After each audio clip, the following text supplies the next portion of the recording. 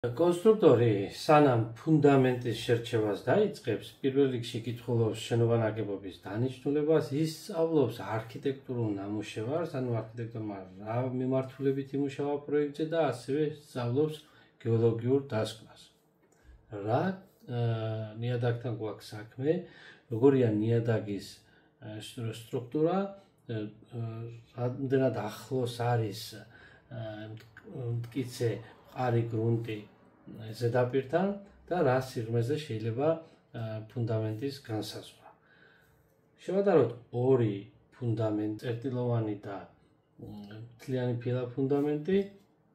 ამ შემთხვევაში ეს არის წერტილოვანი ფუნდამენტით ნაშენი კონსტრუქცია, ხოლო ეს არის მთლიანი ფილა ფუნდამენტი. ფუნდამენტი ზოგადად განსაზღვრავს შემდგომ მასზე დაშენებული ნაგებობის სიმტკიცეს და ექსპლუატაციის ვადებს. ასევე უნდა ვიცოდეთ ჩვენ, რომ როდესაც ფუნდამენტს ვარჩევთ, აუცილებელი არის სიღრმისეული კვლევები ნიადაგზე. თუ რა ტიპის ნიადაგი არის და ასევე უნდა ვიცოდეთ, რომ განსხვავება ნიადაგი რა არის, მიწა რა არის და გრუნტი რა არის.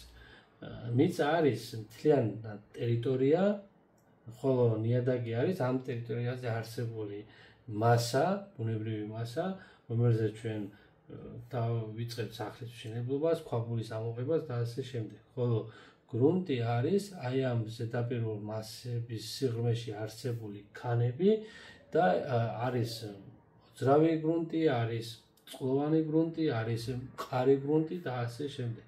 რაც უფრო ახლოს არის ზედაპირთან მყარი გრუნტი, მით მეტად ადვილი არის ფუნდამენტის განსაზღვრა, რადგან მყარ გრუნტზე ნებისმიერი შენობა ნაგებობის დადგმა ბევრად უფრო ადვილია, ვიდრე მცოცავ, წყლიან ან ნებისმიერ არამყარ გრუნტზე. რაც შეეხება ახლა წერტილოვანი ფუნდამენტის ფუნქციურ დანიშნულებას, თუ ის როგორ მუშაობს და რა თვისებები ახასიათებს მას, ეს არის მისი ძირითადი ბალიში, რომელიც მიწის სიღრმეში ჩადის და მასზე დაშენებული არის სვეტი, უკვე მზიდის სვეტი. ზუსტად მზიდის სვეტის, აი ამ სვეტის საშუალებით იღებს ის შენობისგან მომდინარე დატვირთვებს და ყველა ტიპის სიმძლავრეებს, ძაბვებს და გადასცემს უკვე აი ამ ბალიშის გავლით ნიადაგს, გრუნტს. რა ნიადაგს, ანუ გრუნტს. და ეს ყველაფერი, ეს სიმძიმეები განიმუხტება გრუნტში. აი ამ ბალიშის, ანუ ძირითადი ფუნდამენტის ძირში აუცილებლად უნდა იყოს მყარი ქანი, მყარი გრუნტი. შეეხება ფუნდამენტის მოწყობას, პირველ რიგში ისხმება ქვედა ნაწილი, აი ეს ბალიში, ბალიშზე შემდეგ ისხმება სვეტი, გარკვეული სიმაღლით, ხოლო სვეტების შემგვრელი რანდკოჭები, აი ამ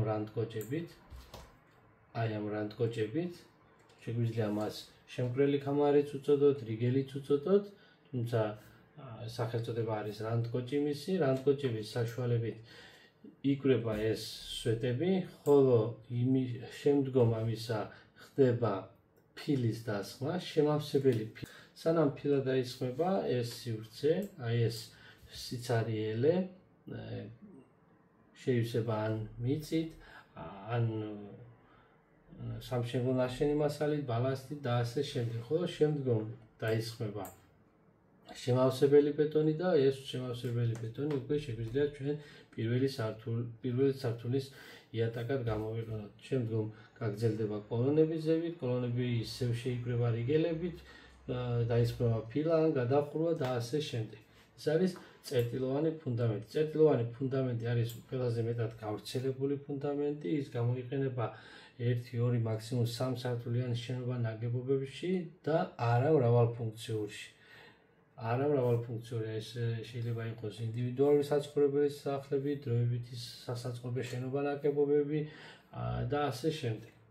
და არის დაბალბიუჯეტური, სწრაფი და მოხერხებული სამუშაოების შესრულების პროცესში. რაც შეეხება უკვე თლიან ფილა ფუნდამენტს, რომელიც გამოიყურება ასე, ეს არის თლიანი ფილა ფუნდამენტი, ვიზუალურადაც ის ძალიან განსხვავდება წერტილოვანი და სხვა ნებისმიერი ფუნდამენტისგან. აი ეს თლიანი ფილა ფუნდამენტი ჩვენ რომ ცალკე სეგმენტებად დავუყოთ აი ამ სვეტების ძირში, მივიღებთ ჩვეულებრივ წერტილოვან ფუნდამენტს, მაგრამ ის არის მთლიანად შევსებული და შეკრული. ფილა ფუნდამენტი მინიმუმ შეიძლება იყოს 40 სანტიმეტრიანი და მაქსიმუმ ხდება მსოფლიო პრაქტიკაში 2 მეტრნახევრიანი და ცოტა მეტიც დაუშვათ ბურჯ ხალიფას შემთხვევაში. იაპონიაში გამოიყენება ის ძირითადად და ბევრი არის შემთხვევა 2 მეტრნახევარი სისქის. აი ეს სისქე 2 მეტრნახევარი. როდესაც ჩაისხმება თლიანი ფილა, შემდგომ ისხმება, იქ ხდება კოლონების მოწყობა, აქ ხდება მზიდი კედლების მოწყობა მთლიან წრეზე, უმეტეს შემთხვევაში ამას არ აკეთებენ საქართველოში, მაგრამ ბევრი კარგი სამშენებლო კომპანია აკეთებს და მთლიანად მზიდი კედლებით ავსებს, რაც ფუნდამენტის მეორე ფუნდამენტად ითვლება, ანუ ძირითადი ფუნდამენტი არის ეს და ეს უკვე დამხმარე ფუნდამენტი არის, რისის საშუალებითაც აი ამ კედლების და სვეტების საშუალებით გადაეცემა მას ყველანაირი ძაბვები და დატვირთვები, რაც მომდინარეობს შენობის ზედა სივრციდან. ეს ფუნდამენტი გამოიყენება არამდგრად ნიადაგებზე, არამდგრად გრუნტზე და უმეტესად გავრცელებულ მიწისძვრულ რეგიონებში. ისევ და ისევ აღმოსავლეთში არის ძირითადად გავრცელებული, იაპონიაში და ასე შემდეგ და ფუნდამენტის ძირითადი დანიშნულება არის მიწისძვრის დროს, როდესაც მიწა იძვრის, შენობა იმოძრაოს ისე რომ არ მიიღოს დაზიანება და რღვევა. ანუ მიწისძვრის დროს შენობა მაქსიმალურად ცდილობს თლიანობაში მოძრაობას.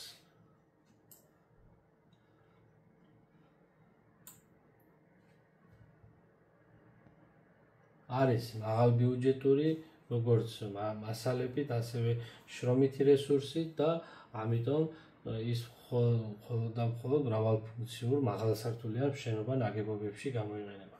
თუ ჩვენ ვაშენებთ სახლს ან უბრალოდ შენობა ნაგებობას, რომელიც ჭირდება არამრავალფუნქციურად, ანუ კონკრეტული დანიშნულებისთვის, ჩვენ შეგვიძლია გამოვიყენოთ წერტილოვანი ფუნდამენტი ან მისი შემცვლელი ლენტური ფუნდამენტი და ასე შემდეგ. თლიანი ფილა ფუნდამენტი მე შემისრულებია 3 სართულიან სახლებზეც, 4 სართულიანზეც და ასევე ზუგდიდის შემთხვევაში, ქალაქ ზუგდიდში ავაშენეთ 1 სართულიანი შენობა, ის სამომავლოდ გეგმავდა ზედა სართულის დადგმას, თუმცა ჩვენ შემთხვევაში სუსტად აი მსგავსი მოვაწყვეთ 80 სანტიმეტრიანი ფილა ჩავასხით და ამოვიყვანეთ კედლები, გადახურვის ფილა დავასხით, ურიგელო ფილა გავაკეთეთ, იქ გაჩერდა შენობა ნაგებობა. თუმცა იყო ტერიტორია ისეთი, რომელიც მოითხოვდა თლიანი ფილის ჩასხმას. მსგავსი პრაქტიკაც მქონია.